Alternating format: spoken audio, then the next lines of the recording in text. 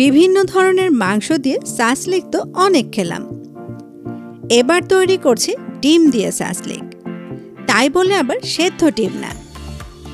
ডিমের সাসলিকের সুবিধা হচ্ছে এটার প্রিপারেশনে তেমন কোনো আয়োজনের দরকার হয় না, যেটা ভিডিওটা দেখলেই আপনারা বুঝতে পারবেন, অথচ খেতে অসম্ভব মজা লাগে। ডিমের সাসলিক তৈরি করার জন্য 8টা ডিম ভেঙে নিয়েছে। এর ভেতরে 1/4 চা চামচ লবণ আর 1/4 চা চামচ গোলমরিচের গুঁড়ি দিয়ে ভালো করে বিট করে নেব। সাদা বা কালো যে কোনো গোলমরিচই দিতে পারেন, তবে সাদা গোলমরিচের গুঁড়ি দিলে একটা স্মোকি ফ্লেভার আসবে। আমি এই কাজটা হ্যান্ড বিটার দিয়ে করছি, আপনারা চাইলে কাঁটা চামচ দিয়েও করতে পারেন, তবে ইলেকট্রিক বিটার দিয়ে করবেন না, তাহলে হবে কি ডিমের ভেতরে একটা ফোমি ভাব চলে আসবে আর তখন ডিমটা ভালো করে জমতে চাইবে না।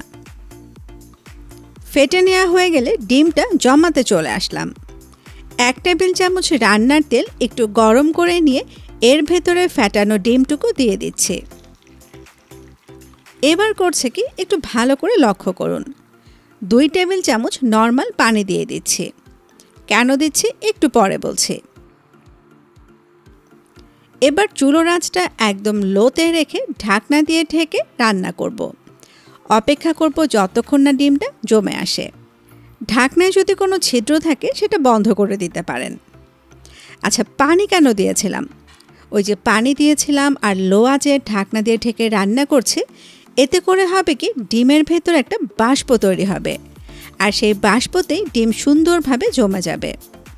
আপনারা চাইলে এই প্রসেসটা ভাপে দিয়েও করতে পারেন। ভাপে দিয়ে করলে অনেক সময় লাগে। আমি আপনাদের যে প্রসেসটা দেখাচ্ছি এতে দেখবেন খুব সহজেই ডিমটা জমে যাবে। ডিমটা যখন জমে যাবে কালারটা চেঞ্জ হয়ে যাবে, ডিমের হলুদ ভাবটা আর নেই, একটা সাদা ভাব চলে এসছে আর দেখেই বোঝা যাচ্ছে ডিম জমে গেছে। তারপরও একটু খুঁজিয়ে দেখলাম, দেখেন কাঠিতে কিচ্ছু লেগে নেই, তার মানে ডিমটা সুন্দরভাবে জমে গেছে। এবার করব কি ডিমটাকে উল্টে নেব। এটারও কিন্তু খুব সুন্দর একটা ট্রিক্স আছে, দেখেন কি করছে। এবার আস্তে করে প্যানটার ভেতরে ডিমটাকে দিয়ে দিলাম। এতে করে হলো কি নিচের পার্টটা উপরে চলে আসলো আর উপরের পার্টটা নিচে চলে গেল। ডিমটা খুব সুন্দরভাবে জমে গেছে। তারপরও একদম নিশ্চিত হওয়ার জন্য ফ্লিপ করে ঢাকনা দিয়ে ঢেকে মিনিট খানেক অপেক্ষা করব।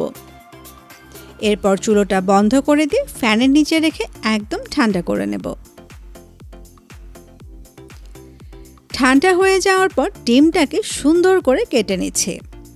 আপনারা এই কাজটা পিৎজা কাটার বা চাকু যেটা দিয়ে খুশি করতে পারেন। একটু চেষ্টা করব সবগুলো পিস যেন সমান হয়, তাহলে সাসলিকগুলো দেখতে ভালো লাগবে।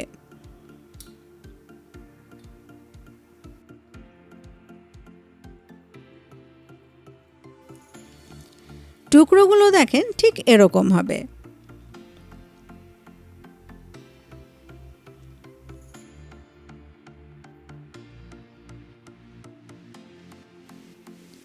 এবার গেঁথে নেওয়ার পালা। দেখতেই পাচ্ছেন কিছু সাসলিকের কাঠি আমি পানির ভেতরে ভিজিয়ে রেখেছি। পানিতে ভিজিয়ে রাখলে ভাজার সময় কাঠিগুলো পুড়ে যায় না। সাসলিকের জন্য আমি কিছু পেঁয়াজ আর ক্যাপসিকাম কেটে নিয়েছি। এবার কিভাবে গাঁথবেন সেটা একান্তই আপনার অভিরুচি। আমি আমার মতো করে গেঁথে দেখাচ্ছি। আবার আপনারা পানি ছাড়ে না এমন সবজিও কিন্তু দিতে পারেন, যেমন গাজর বা শসা।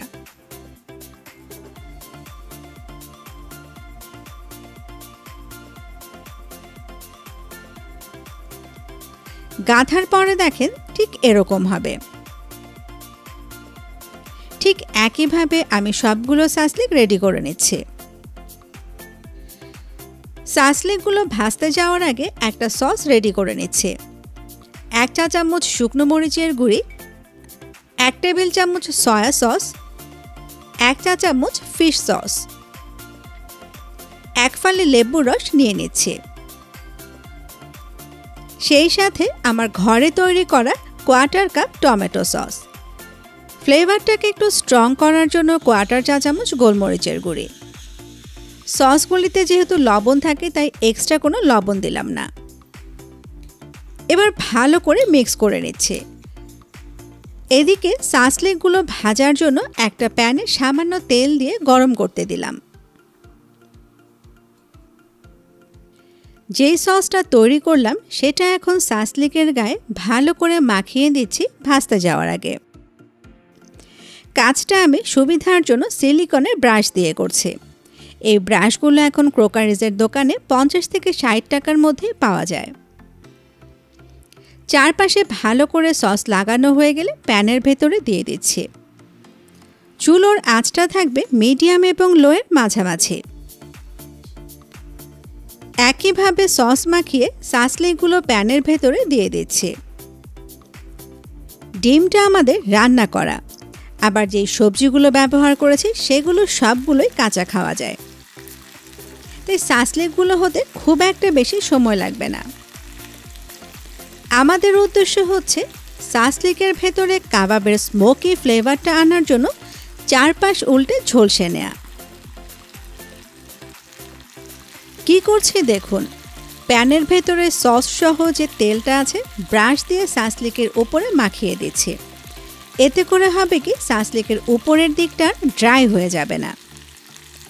এবং এই কাজটা আমি কিছুক্ষণ পর পরই করব। সাসলিকগুলোকে ঘুরিয়ে দেব, আবার ব্রাশ দিয়ে সস সহ তেল ব্রাশ করে দেব।